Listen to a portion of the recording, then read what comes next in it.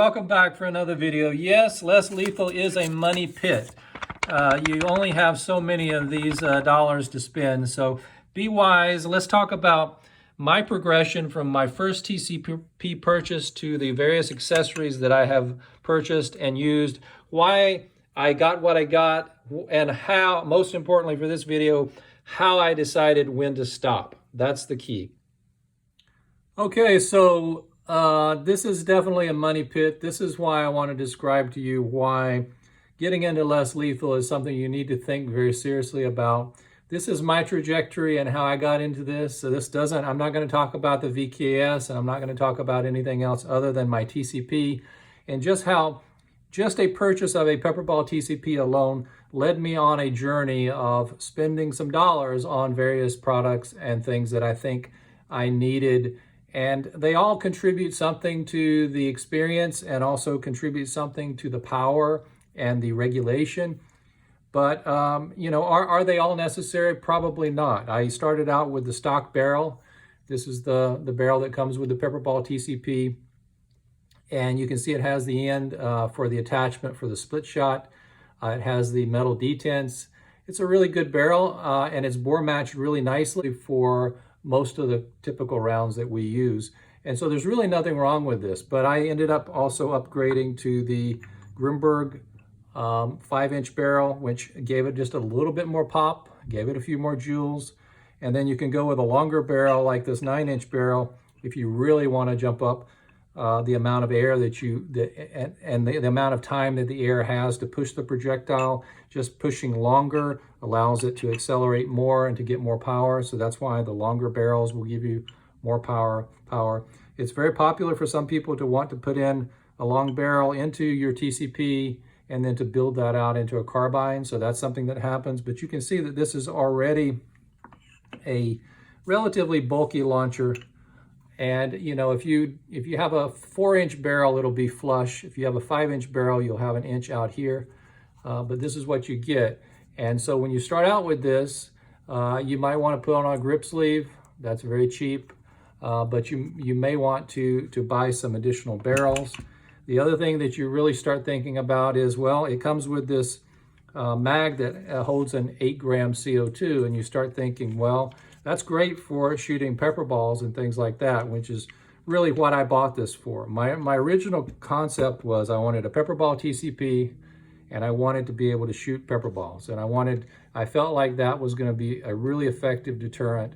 And over time, I come to realize that perhaps it can be in certain situations, but primarily I believe that these have to really be launched at the upper chest to face in order for them to really be effective. I don't see these working if you're hitting the ground or you're hitting other parts of the body. Maybe with the right shot and the right person, they can work.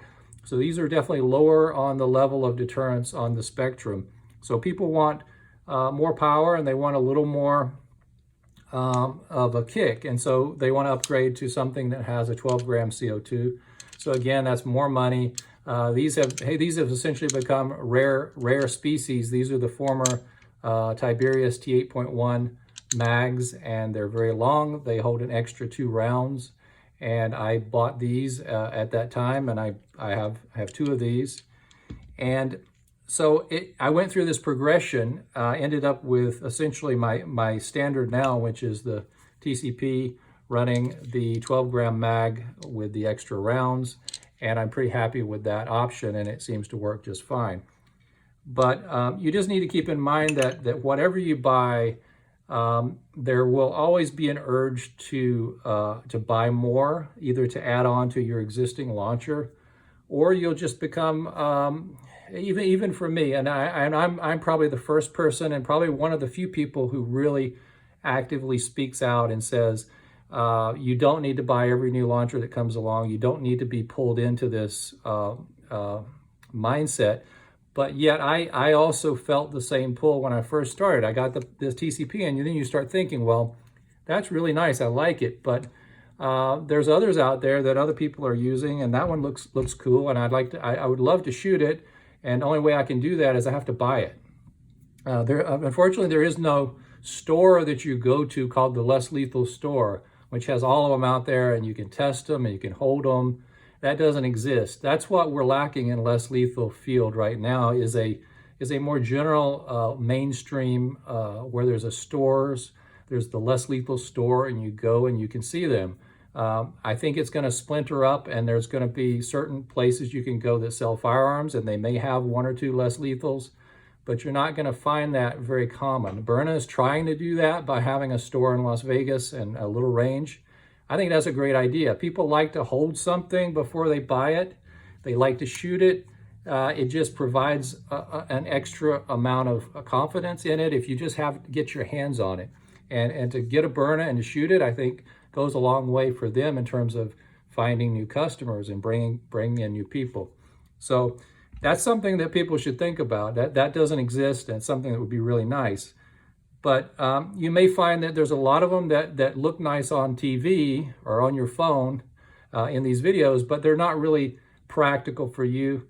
They don't have the features you need, and they're just not right, but you don't want to buy it and then find out that it's not right for you. So I find there's a lot of people who buy, accumulate, and find that there's a lot of them that they don't like, they don't work well, and they end up just putting them aside, and they become hobbyists that are interested in tearing them down and playing with them, and that's fine if you want to do that. But there is no point in continuing to buy. Money is certainly an issue for a lot of consumers these days, and when it comes to less lethal defense, it's not cheap. But don't migrate also toward the very dirt cheapest product that someone puts out. Someone will make something that looks like this, but they'll undercut the price, and they'll want people to think, oh, this is a cheaper version of the same thing, it's better, I'm going to go for that. And then you find later, oh, it's not as reliable, the internals are not as robust, it's made out of pot metal instead of solid metal. It's really hard to maintain, it's got proprietary parts. So there's a lot of variables, a lot of things you just have to investigate before you buy. I really like this because parts are abundantly available on the paintball market, and it's not an issue for me to do maintenance and repair. And barrels and mags are available. You can open it up, you can do what you need to do. So be wise with your money. Don't fall into the money pit and just keep buying and buying. It can become an obsession. It's something you have to tell yourself, no, I'm not going to do that. I'm gonna get what I need, and I'm gonna be a wise consumer. And when something comes along that is really a game changer, that really moves things forward, well, then maybe I'll go for it if I can afford it, if it's not something that's crazy price range. So with a little bit of self-constraint, you really can do this, and you really can find the right tool for you. But having every tool is not realistic.